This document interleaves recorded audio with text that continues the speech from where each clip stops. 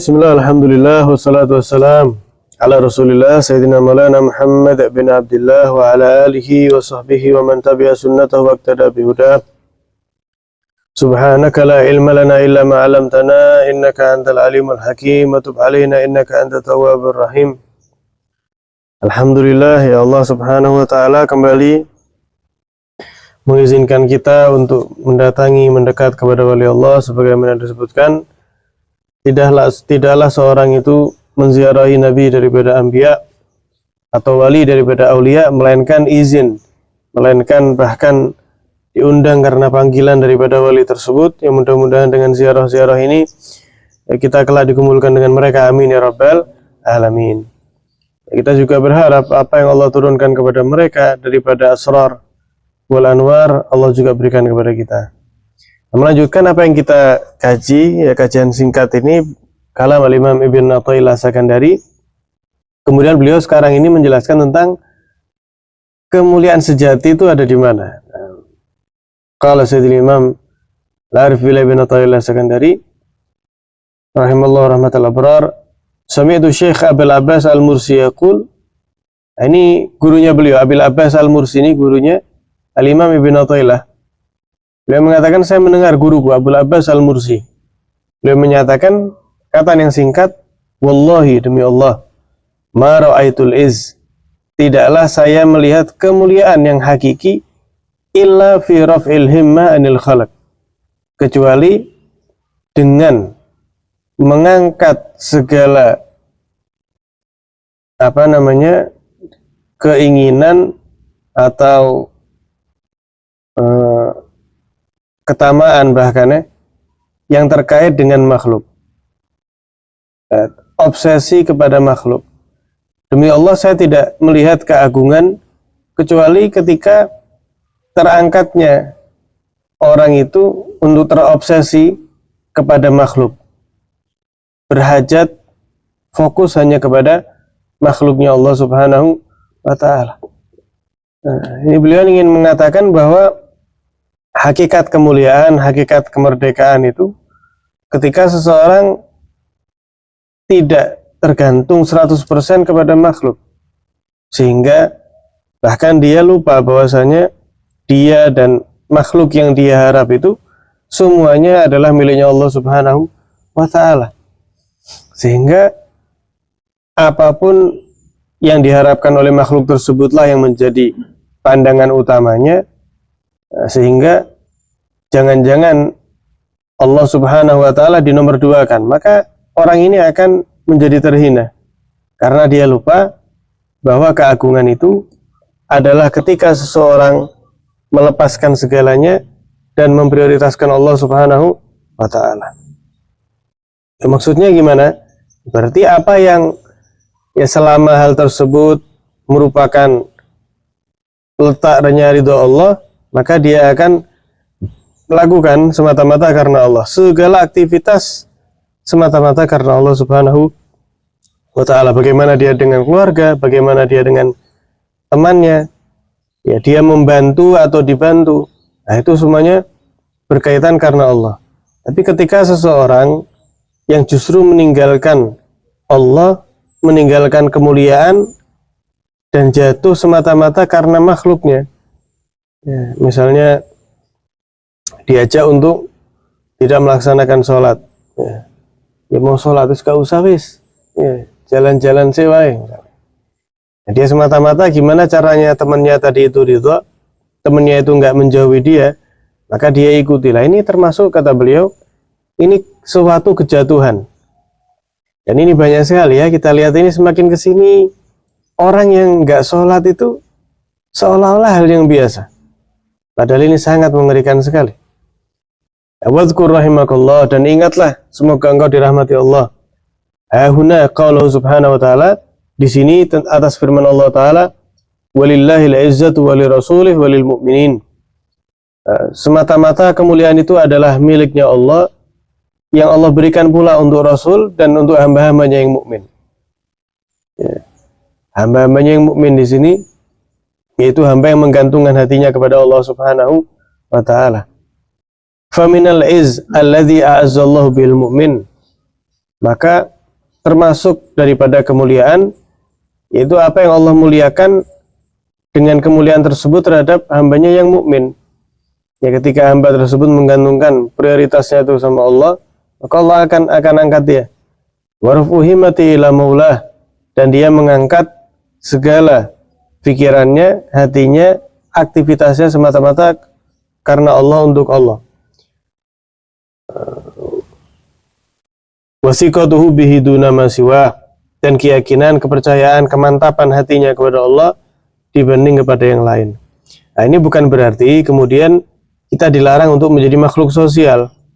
Nah, karena kita sebagai makhluk sosial ada kalanya membantu, ada kalanya juga dibantu. Cuman yang dimaksud di sini, ya memang mereka adalah perantara, bahkan mereka harus kita syukuri jika kita mendapat bantuan. Sehingga mereka dikatakan, man lam yashkurin nas lam yashkurillah.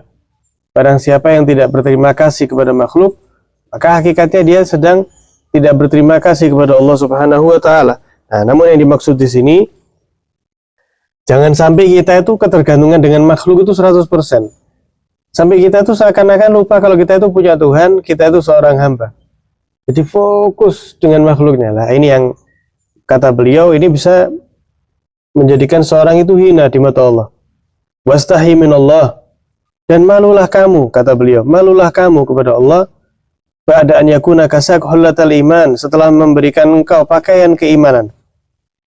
Wa zayyanaka bizinatil irfan, dan menghiasi kamu dengan hias pengenalan dirinya kepadamu. Allah sudah memberikan kamu keimanan kepadanya yang mana ini nggak ternilai. Keimanan itu tidak ternilai. Kenapa seperti itu? Karena hanya satu-satunya cara seseorang untuk hidup di dalam surga kelak di alam akhirat, tinggal di dalam surga selamanya, itu hanya ketika seorang memiliki keimanan walaupun hanya sebesar biji atom. Tapi kalau ada keimanan, masuk surga dia. Orang yang dalam hatinya ada misqal dzarrah daripada la ilaha illallah, maka dia adalah calon penghuni surga. Maka sangat mahal sekali, nggak ternilai, tidak bisa diminta, tidak bisa diberikan, yakni oleh makhluk, kemudian tidak bisa dibeli apalagi. Nah, malulah kamu, kata beliau, kepada Allah. Allah kasih kamu keimanan, Allah kasih kamu pengenalan dirinya. Yang pengenalan ini baik kita sadari atau tidak, semakin seorang tadi itu beribadah, semakin seorang tadi itu memperbanyak Al-Quran, semakin dia itu memperbanyak zikir sama Allah, Allah akan perkenalkan dirinya kepada dia. Nah, setelah engkau diberi keimanan, diberi pengenalan dirinya, ternyata engkau dikuasai oleh al-ghaflah wa nisyan, ya, rasa lupa dan lalai dari Allah Subhanahu wa taala, hatta tamira ilal aqwan. Terus saking lupanya sampai kamu itu cenderung kepada ciptaan Allah juga. Loh, kamu sebagai ciptaan membutuhkan kepada ciptaan Allah yang lain, yang ciptaan yang lain tersebut juga nggak punya apa-apa. Buktinya kapanpun Allah minta akan sangat singkat sekali. Au tatlub bin ghairi wujud al-ihsan, atau engkau mengharap kepada selain Allah hakikat daripada kebaikan. Tapi jika kita minta kebaikan itu dari Allah, Allah akan jalankan. Allah akan berikan kebaikan tersebut baik secara langsung atau melalui makhluknya.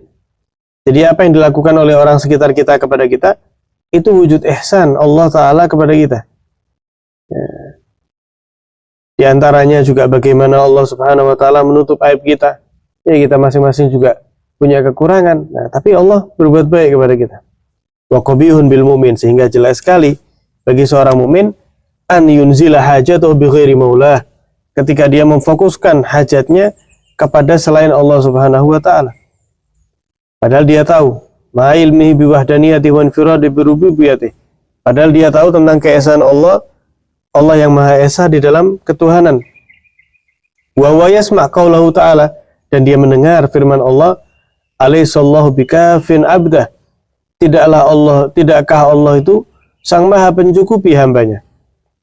Waliyadkur qaulahu ta'ala, dan ingatlah firman Allah, ya ayyuhalladzina amanu aufu bil uqud.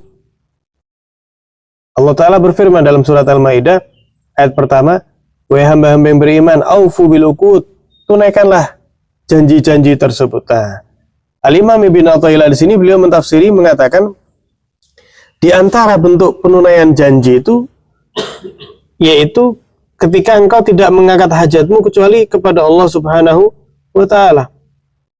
Ya, ketika orang memfokuskan hajatnya sama Allah, terlebih di waktu krusial, di waktu sebelum subuh, sebelum fajar, di waktu krusial dia minta hajatnya sama Allah, apapun itu, hajat dunia, hajat akhirat. Lah, nanti itu Allah akan menggerakkan alam semesta ini untuk membantu dia di atas terwujudnya hal tersebut dengan seindah mungkin. Ya. Di antara janji, kata beliau, engkau tidak mengangkat hajat kecuali hakikatnya sama Allah. Wala tatawakkal illa alaih, kamu tidak bertawakal, tidak menggantungkan diri kecuali atas Allah Subhanahu wa Ta'ala. Wa raf'ul himma anil khalaq huwa mizanul faqr. Dan mengangkat terobsesian kepada makhluk itu adalah timbangan kefakiran, dan Allah nggak ngasih kecuali yang fakir. Ya, ketika seorang merasa ada, ketika seorang merasa punya, ketika seorang merasa mampu, maka seakan ini belum pas untuk dikasih, karena banyak di antara hambanya Allah yang merasa fakir. Maka dalam firman Allah yang juga pernah kita bahas, beliau mengutip firman Allah, innamas shadaqatu lil fuqara wal masakin. Bahwasanya sungguhnya sedekah itu, kalau konteks tersebut adalah yang dimaksud zakat, lil fuqara wal masakin, untuk orang-orang yang fakir, orang-orang yang miskin. Nah, jadi ketika seorang hamba itu memfakirkan dirinya di mata Allah, memiskinkan dirinya di mata Allah, dia merasa tidak memiliki apapun, maka Allah akan beri apa yang dia hajatkan. Wa aqimul wazna bil qisti. Nah, Allah Ta'ala menyatakan, dan dirikanlah timbangan itu dengan yang netral, dengan yang baik. Fayudhiru shadiq bisidqihi wal mudda'i bikidbihi. Maka akan nampak di situ nanti as-shadiq, seorang yang tulus dengan ketulusannya, ya bahwasanya memang dia tadi itu mengharap hanya kepada Allah, wal mudda'i bikidbihi, dan orang yang hanya mengaku-ngaku akan nampak dengan kebohongannya. Ya mudah-mudahan kita dijadikan oleh Allah Subhanahu wa Ta'ala hamba yang memiliki hati yang kita gantungkan hanya kepada Allah tanpa kemudian menyepelekan manusia, sehingga kita menjadi hamba yang diperhatikan oleh Allah, dicintai oleh Allah dunia akhirat. Amin ya rabbal alamin. Wassallallahu ala sayyidina Muhammadin wa ala alihi wa sahbihi wasallam. Alhamdulillahi rabbil alamin.